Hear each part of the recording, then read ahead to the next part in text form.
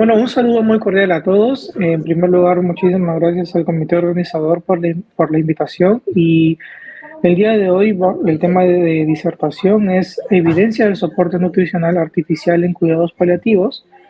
Antes que nada, declaro no tener ningún conflicto de intereses. Esto es un poco de mi semblanza académica, la cual la van a poder verificar posteriormente. Y el único objetivo que tengo el día de hoy para con ustedes es uno, que es contextualizar el rol de la nutrición artificial, pero en el escenario de la medicina paliativa. Para poder desarrollar este objetivo, tengo estos 3 puntos en la agenda, que son, uno, vamos a ver estas definiciones en cuanto a la intervención nutricional en medicina paliativa. Segundo, vamos a ver el contexto de la intervención nutricional en medicina paliativa. Y como tercero, vamos a ver cómo interviene la bioética en conjunto con la nutrición en este campo. Y posteriormente, pues, terminaremos con algunas conclusiones. Pues muy bien. En medicina paliativa sabemos de que todas las patologías tienen un cierto patrón en cuanto a su trayectoria de enfermedad, pero desde el punto de vista nutricio, independientemente si es que esta patología es una patología oncológica o si es una patología no oncológica, durante todo este trayecto y más aún cuando ya el paciente está llegando en esta situación de terminalidad y posteriormente avanza a situación de últimos días, vemos de que el decremento de la ingesta oral se intensifica y a su vez comenzamos a evidenciar que el paciente pueda manifestar pues mayor dificultad para ingerir alimentos y líquidos de una manera segura. Y hago mucho hincapié en estas dos palabras que estoy utilizando, que las vamos a ver posteriormente, y es muy importante diferenciarlas de la nutrición y la hidratación. En este caso, pues he hablado de alimentos y líquidos, ¿sí? ¿Y por qué es importante todo esto? Porque en realidad genera un impacto bastante negativo en el paciente, desde cambios de las características físicas. El paciente evidencia pérdida ponderal, existe un declive funcional, hay un incremento de la fatiga, lo cual va a conllevar a que el paciente pues lo manifieste como una alteración de la percepción de la calidad de vida y un incremento de la morbimortalidad. Es importante tener en cuenta estos conceptos clave para poder seguir avanzando con la disertación. Y en este caso, pues, el alimento es toda sustancia nutritiva que toma un organismo o un ser vivo para mantener sus funciones vitales. Por otro lado, cuando nosotros hablamos de líquido, es toda aquella sustancia que se derrite tanto parcial o totalmente a temperatura ambiente. Y ya cuando hablamos de nutrición e hidratación clínicamente asistida, a diferencia de los dos conceptos previos que he mencionado, porque los dos conceptos previos son en realidad derecho de todos, la nutrición e hidratación clínicamente asistida se divide en dos etapas bastante importantes. Uno, cuando hablamos de una nutrición e hidratación para mantenimiento y promoción de la salud. Y segundo, cuando ya vemos a la nutrición e hidratación como una intervención, en este caso, ¿no? Que es lo que vamos a entrar a detallar más adelante. ¿Por qué es importante contextualizar la nutrición o la intervención nutricia y más aún en el escenario de medicina paliativa? Porque, bueno, poniendo una analogía que en realidad no tiene tanta correlación, pero el nivel de dificultad en cuanto a percepción es distinta. Por ejemplo, si nosotros hablamos de farmacología, un paciente no discute cuando nosotros intentamos manejar dolor, ya sea con la escala pues o la escalera analgésica, ¿no? No discute si uno da paracetamol, no discute si uno, por ejemplo, comienza a indicar un opioide débil o un opioide fuerte. Sin embargo, cuando hablamos de nutrición, ahí sí, ¿verdad? Porque entran muchas aristas que en este caso a veces son un poco subjetivas y más aún si tenemos en cuenta el contexto, ¿no? Y si hablamos de Latinoamérica, ¿no? El acto de comer en realidad es tan importante, ¿no? Y también es una muestra de cariño, entonces es ahí donde entra a veces a tallar otras cosas que ponen en realidad con mayor dificultad la toma de decisiones en cuanto al equipo interdisciplinario y el binomio en este caso, ¿no? El binomio siempre recordar que es el binomio paciente-familia o paciente-cuidador primario, ¿no? Entonces, si hablamos como de dificultades y vamos desde la menor a la mayor, tenemos que enfrentar, un personal de salud se enfrenta a tres esferas de dificultad al momento de hablar de nutrición. Y uno es, primero, la esfera personal, hablando propiamente del paciente per se, ¿no? Y ahí es aquí donde nosotros hablamos de alimentos y líquidos. Y nosotros tenemos que indagar qué es el alimento y qué son los líquidos para el paciente. ¿Por qué? Porque tienen mucho que ver su significado en cuanto a salud, en cuanto a estilos de vida, en cuanto a la edad en la cual el paciente está atravesando. Tiene mucho que ver también la cultura, la religión, el entorno social en el cual él está. ¿Por qué? Porque va a tener un significado personal los alimentos y los líquidos y va a jugar mucho lo que viene a ser la historia de vida de este paciente o de este individuo. Si nosotros seguimos escalando, el otro nivel de dificultad lo va a tener el personal de salud o el prestador de salud en este caso, porque ya no vamos a hablar solo de los alimentos y los líquidos, vamos a hablar de una nutrición e hidratación que en este caso va a tener eh, diversas indicaciones de acuerdo a la patología que está tratando de llevar con el paciente. Pero hay que recordar que el personal de salud también es persona. Entonces, al ser persona también, el significado que tiene va de acuerdo también a su historia de vida del prestador de salud. Y es aquí donde el prestador de salud tiene que contrastar lo que significa para él la nutrición y la hidratación, lo tiene que contrastar con dos cosas muy importantes. Una, contra la evidencia, y dos, contra toda esta cosmovisión o percepción que tiene en los alimentos y líquidos por parte del paciente. Y si nosotros vamos aún más allá, que es hasta donde pues se llega en la medicina paliativa, si nosotros hablamos de este paciente que ya está atravesando, en este caso, los criterios de terminalidad y está atravesando o está transicionando a situación de últimos días, es ahí donde se pone aún más difícil esta toma de decisiones, porque ya hablamos de una pues nutrición y hidratación clínicamente asistida como una intervención. Entonces es aquí donde ya entra a tallar mucho los principios bioéticos, donde entra a tallar mucho las reuniones y toma de decisiones de manera conjunta entre el equipo interdisciplinario y el binomio, que es lo que hace en algunas ocasiones tortuoso, ¿no? Tortuoso de hablar, ¿no? Siempre, ¿por qué? Porque si es que el equipo interdisciplinario no tiene el mismo norte, incluso pueden haber discrepancias entre el mismo equipo y eso puede confundir tanto pues al paciente o al familiar. Entonces es ahí donde nosotros tenemos que tener mucho cuidado y es aquí donde también aprovecho para hacer un llamado de concientización, ¿no? En cuanto a estos conceptos y espero que esto les pueda ayudar para ir cambiando un poco el chip, ¿no? En cuanto a nutrición y más aún en este contexto de estos pacientes, ¿no? Bien. Es por eso de que en el 2017, en realidad, la Sociedad Europea, ¿no? Pudo definir qué es la nutrición paliativa, y en este caso la nutrición paliativa es la forma de atención y terapia nutricional que se brinda a los pacientes en las últimas fases de enfermedad en etapa terminal. Pues claro, tiene sus bemoles debido al año de publicación, ¿no?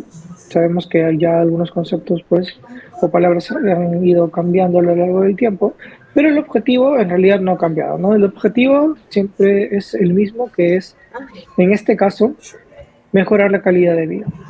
No vamos ni a alargar, no vamos ni a acelerar todo este proceso de trayectoria de enfermedad hasta llegar a la defunción con el paciente. Pero sí podemos maximizar el confort y el confort también se puede lograr desde el punto de vista nutricio. Ahora, así como, bueno, hablo desde mi experiencia, así como, por ejemplo, la valoración geriátrica integral, que es un conjunto de procesos, la intervención nutricional también tiene un conjunto de procesos. Y este conjunto de procesos son 5, que van desde el dominio 1 hasta el dominio 5, donde podemos ver que existe mantenimiento y promoción de la salud, soporte para necesidades dietarias especializadas, el manejo de síntomas, el soporte nutricional y el soporte psicosocial. Pues por motivos de esta charla vamos a tocar solamente el dominio 1 y el dominio 4. ¿Por qué el dominio 1? Porque el dominio 1 en realidad es muy importante y nos va a servir para centrarnos de acuerdo pues al escenario con el cual estemos atravesando con el paciente.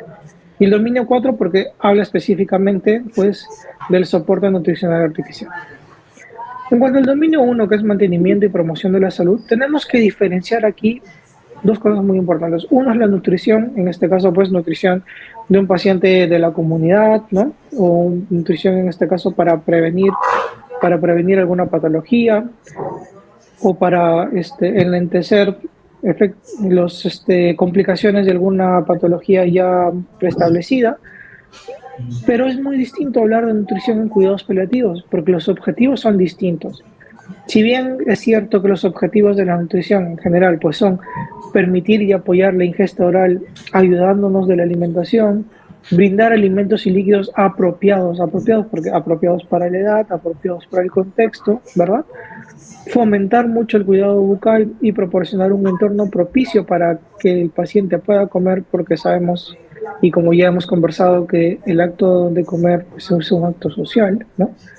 A diferencia de estos objetivos, los objetivos en la nutrición y cuidados paliativos son 3, que en este caso son maximizar el disfrute de los alimentos, minimizar la incomodidad que los mismos alimentos puedan producir y por sobre todo maximizar la calidad de vida del paciente.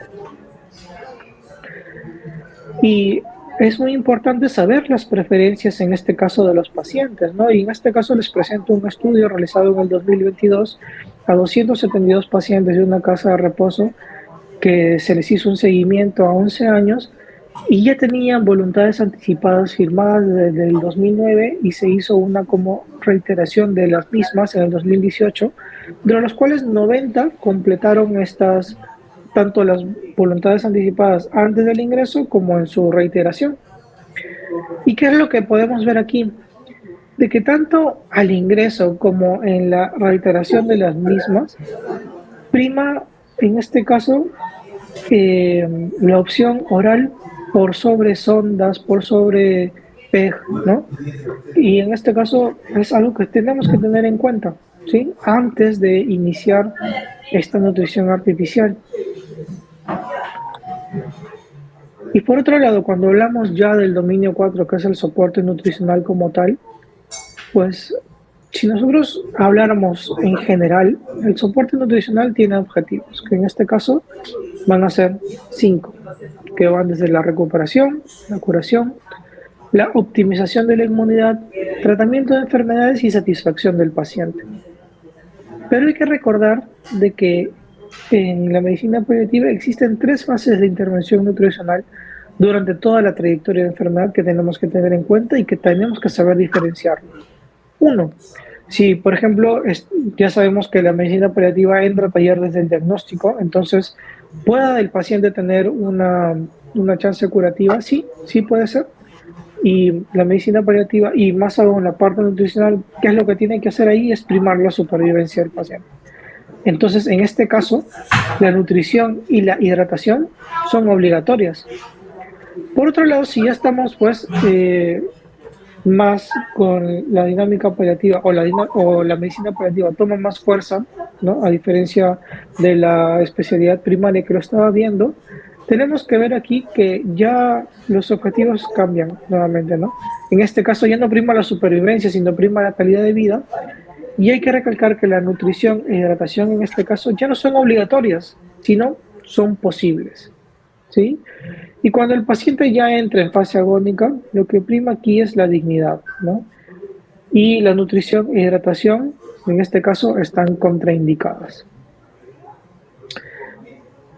Les presento aquí también pues, un artículo de la ESPE, de la Sociedad Europea, ¿no?, de Nutrición, en la cual propone, sí, ciertos aspectos éticos y pasos, ¿no?, de la nutrición y la hidratación, y más aún cuando estamos hablando de la nutrición y hidratación de manera artificial. Se tienen que cumplir estos tres condiciones para nosotros poder indicar nutrición o hidratación artificial. Uno, tiene que haber indicación para un tratamiento médico. Aparte de eso, tiene que haber una meta terapéutica definida y de manera conjunta tiene que haber tanto el deseo del paciente, en este caso, que es el que prima más por el principio de autonomía, y o de manera conjunta del binomio, y tienen que dar su consentimiento. Si no hay estas tres condiciones, no podemos iniciar ya sea nutrición o hidratación de manera artificial en un paciente. Estos son pues los prerequisitos. Por otro lado, en el 2021 me gustó mucho este artículo porque elaboraron como un marco de pasos también. Es por eso que les mostré los prerequisitos anteriormente. Pero ¿qué es lo que dice este marco de pasos para nosotros poder iniciar también una nutrición o hidratación artificial? Uno, es que primero el equipo clínico de este equipo interdisciplinario tiene que determinar los resultados de salud para con el paciente, ya sea supervivencia, capacidad funcional, calidad de vida, la tolerancia gastrointestinal que tenga este paciente, la condición, en este caso, que la patología está ocasionando en el paciente. Segundo, hay que identificar las creencias del personal de salud sobre el papel que va a desempeñar esta intervención y contrastarlas con la mejor evidencia científica posible, ¿sí? Tercero, cuando ya hemos hecho este paso, tenemos que determinar cuáles son las creencias del paciente y qué es lo que espera también el paciente, de acuerdo a lo que ha entendido, con la nutrición que nosotros vamos a proponer, si es que se propone, ¿sí?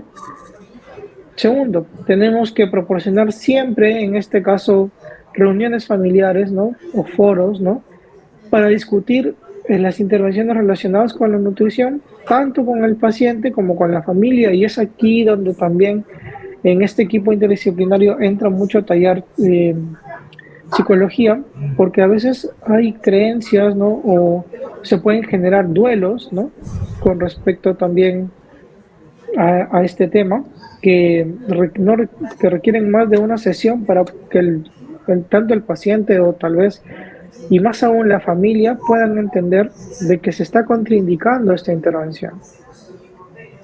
Y cinco, tenemos que utilizar herramientas pues, y recursos durante todo este proceso. Herramientas como herramientas de cribado, herramientas o de tamizaje, ¿no?, de diagnóstico, de seguimiento, que van a hacer en realidad más sistemático y objetivo nuestra intervención.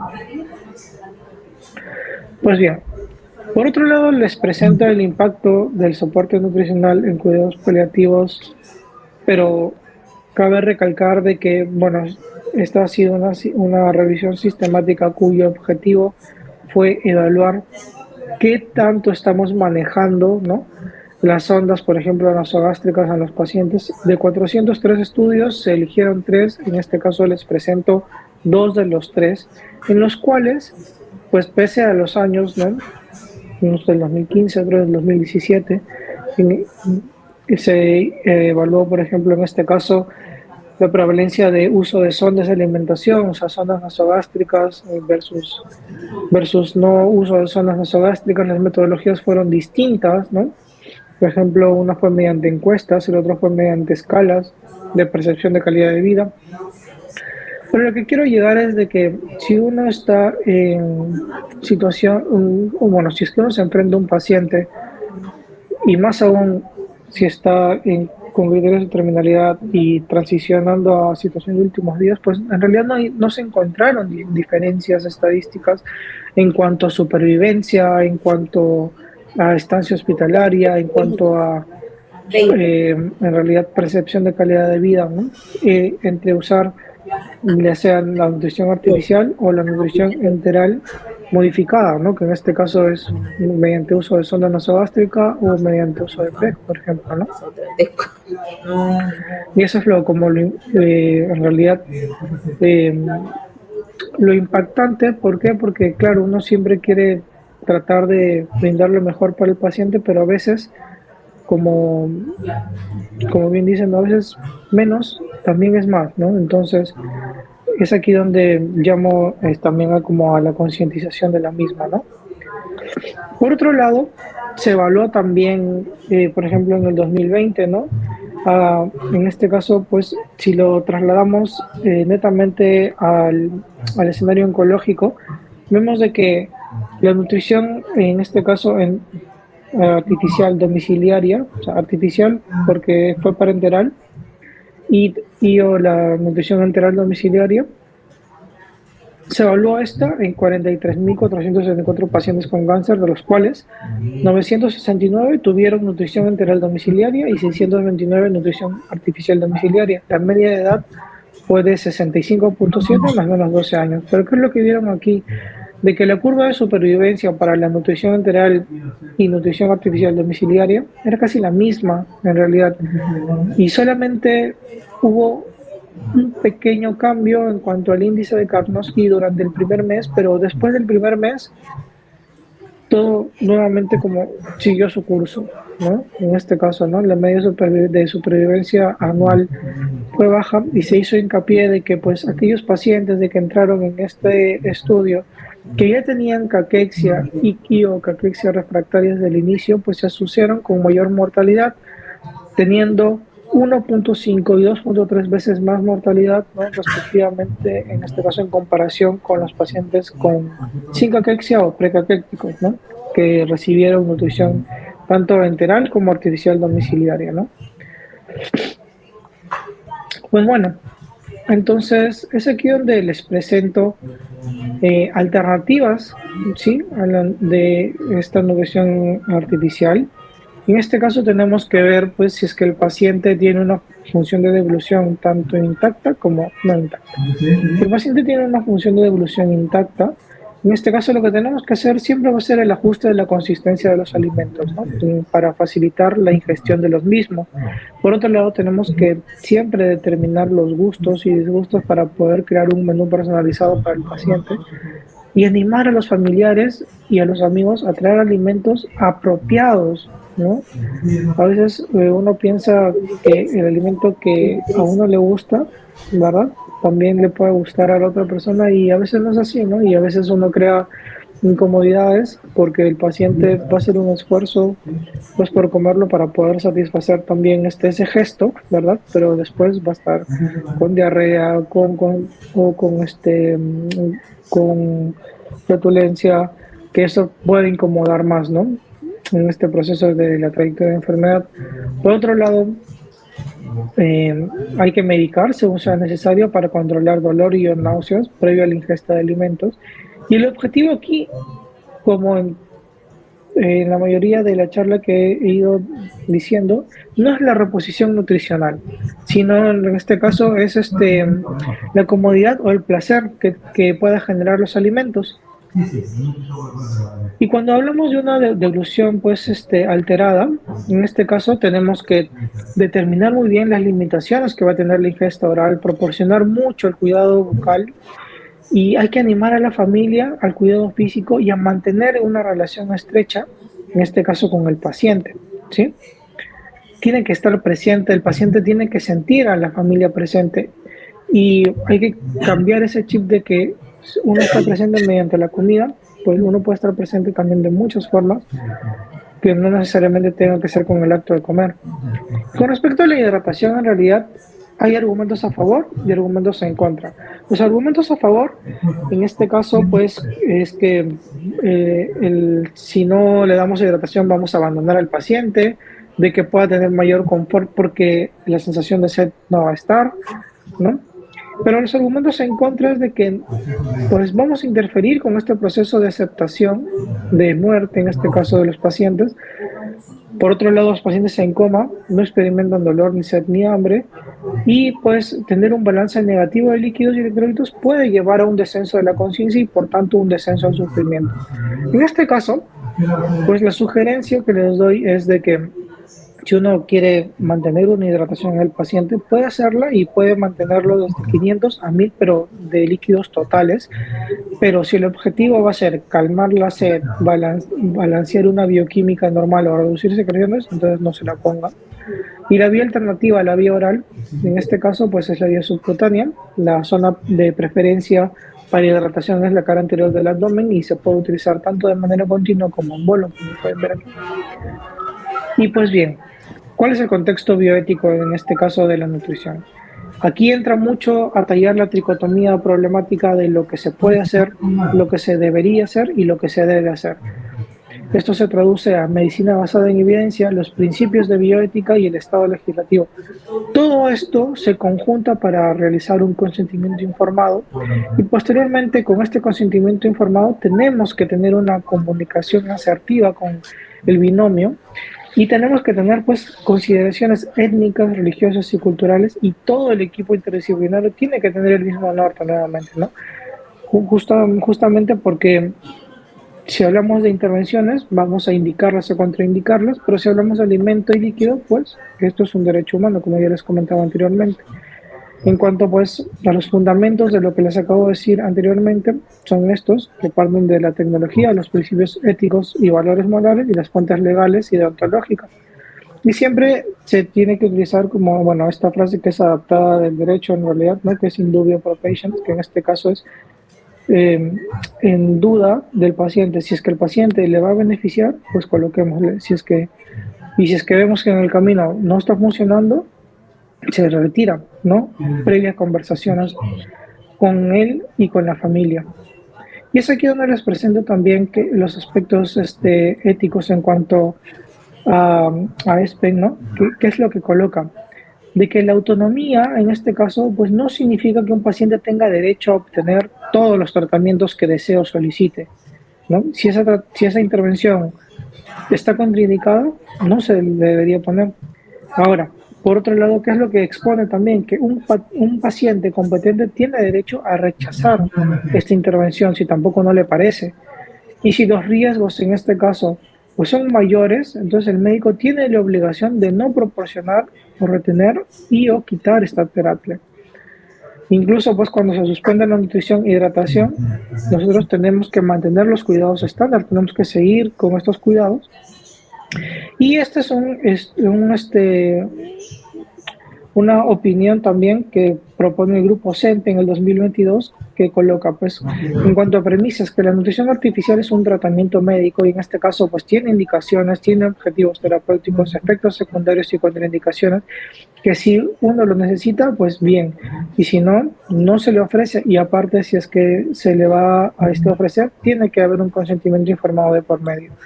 Por otro lado, el paciente, tanto el paciente como el binomio o el binomio puede aceptarlo o rechazarlo y el objetivo aquí no es recuperar el estado nutricional y el peso, el objetivo aquí es mantener en realidad la calidad de vida. Si nosotros estamos trabajando con esos objetivos, es mejor replantearnos qué es lo que estamos haciendo.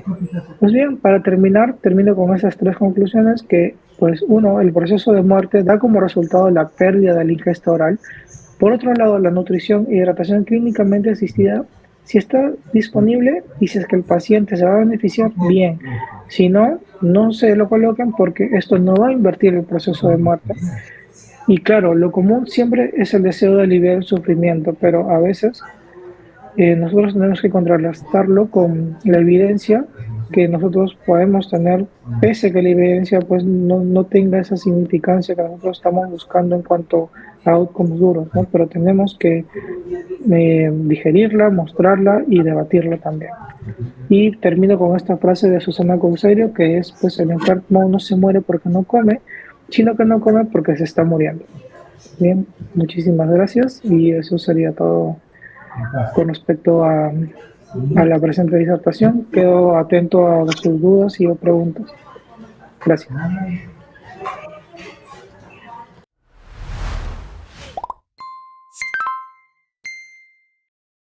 Ponle punche y ganamos todos, Perú. Gobierno del Perú.